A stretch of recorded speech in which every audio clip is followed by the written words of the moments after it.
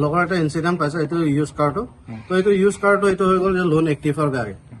তো as per as my knowledge লোনটো active হৈ থকা গাড়ী কেতিয়াও মানে বিক্ৰী কৰিব নোৱাৰে।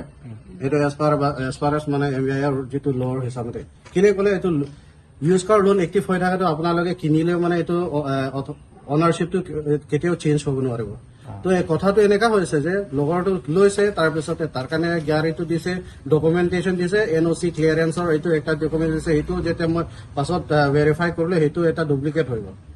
ডুপ্লিকেট হয় লগতে RCOটো যদি লোন যদি ক্লিয়াৰেঞ্চ নহয় তেতিয়াহ'লেতো কেতিয়াও অনাৰশ্বিপটো এইটো ফাৰ্ষ্ট অনাৰ ছেকেণ্ড অনাৰ এইটো ট্ৰেন্সফাৰ কৰিব নোৱাৰে। সেইটোৱে কথা। তো এইটোৰ পৰা আপোনাৰ ৰাইজৰ কাৰণে এটা ইনফৰমেশ্যন দিয়াটো যে সেইটো আমি যেতিয়া গাড়ী লয়, যেতিয়া ইউজ কাৰ কিনে তেতিয়াহ'লেতো এই ইউজ কাৰ ডিলাৰশ্বিপ সেণ্টাৰ অথৰাইজেশ্যন চাৰ্টিফিকেট যিটো দ্বিতীয়ৰ পৰা এইখন আছে নে নাই এইটো প্ৰব্লেম। আৰু যেতিয়া এটা ইউজ কাৰ কিনে ডিলাৰশ্বিপ পৰা বা কাৰোবাৰ পৰা লয় তেতিয়াহ'লে লোন ক্লিয়াৰেঞ্চ খালি এটা NOC হ'লে নহ'ব, ফৰ্ম 35 লাগিব। এইটো যে ফাইনেন্স চেণ্টাৰ অথৰাইজ চিগনেচাৰ, এইটো চিগনেচাৰ থাকিলে তেতিয়া আমি এইটো হয় বুলি এটা কিবা গম পাব। এটা প্ৰায়ভাগ জেগাত আজি এটা যিটো এটা শ্ব'ৰুমৰ লৈ পেলাই সেইটো আজি মই কমপ্লেইন দিছোঁ। এই কমপ্লেইনটো দিয়াৰ পিছত যিটো টেক্সেশ্যন ডিপাৰ্টমেণ্ট ফালৰ পৰা এটা ভাল পজিটিভ ৰেছপন্স পাম বুলি এটা আশা কৰিছোঁ। তো এইটো কাৰণে ইনচিডেণ্টটো হৈ গ'ল এইটো গৌতম বস্তি এৰিয়াতে। তো আৰু তাতে মই জানা মতে তাতে বহুতখিনি ইউজ কাৰ যিটো বিক্ৰী কৰে এইটো মানে ডকুমেণ্টেশ্যন পুৰা ভেলিড নাই, গাড়ীৰ ডকুমেণ্টেশ্যনো নাই, লগতে তেওঁলোকে যিটো ডিলাৰশ্বিপ খোলা সিহঁতৰ প্ৰপাৰ ডকুমেণ্টেশ্যন নাই। মেইন থিংটো হৈ গ'ল যে দ্বিতীয় পৰা তেওঁলোকে অথৰাইজেশ্যন চাৰ্টিফিকেট থাকিব লাগে। ইয়াৰ পাছতহে টেক্সেশ্যন ডিপাৰ্টমেণ্টৰ পৰা ট্ৰেডিং লাইচেন্স ইছ্যু কৰা হ'ব লাগে।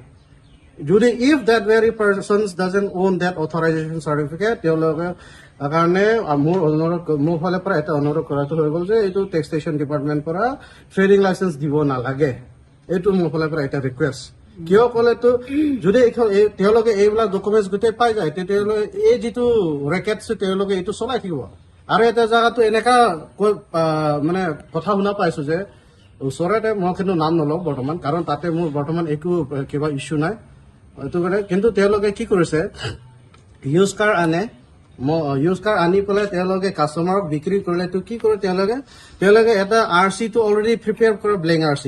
তাৰপিছতে এটা মানে চেলছ দি পেলাই তেওঁলোকে ডিমাপুৰত দ্বিতীয়ত গৈ পেলাইহে তেওঁলোকে ডকুমেণ্ট প্ৰডিউচ কৰে। তো that very things we can say it's illegal because আমি কাৰ্বি আংলং জুৰিডিকশ্যন ভিতৰতে আছে।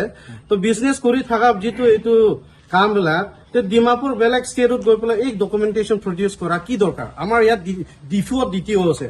এইটো বস্তু কিয় ক'লেতো তেওঁলোকে অথৰাইজেশ্যন চাৰ্টিফিকেট নাথাকাৰ কাৰণে তেওঁলোকে এটা এইটো কাষ্টমাৰ কাৰণে এইটো ফ্ৰড বুলি ডকুমেণ্টেশ্যন দিয়া হৈছে।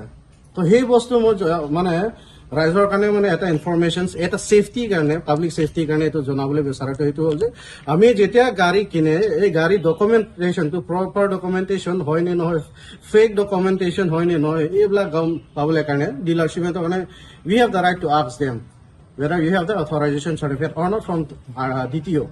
No trading license থাকে এইটো আমি কিবা এটা মিছা কৈ পেলাই উলিয়াই দিব পাৰে, এইটো কথাটো। তো আশা কৰিছোঁ ডিপাৰ্টমেণ্টেলি এটা ভালকৈ একশ্যন লৈ পেলাই আমাক এটা পজিটিভ ৰেছপন্স দিব বুলি।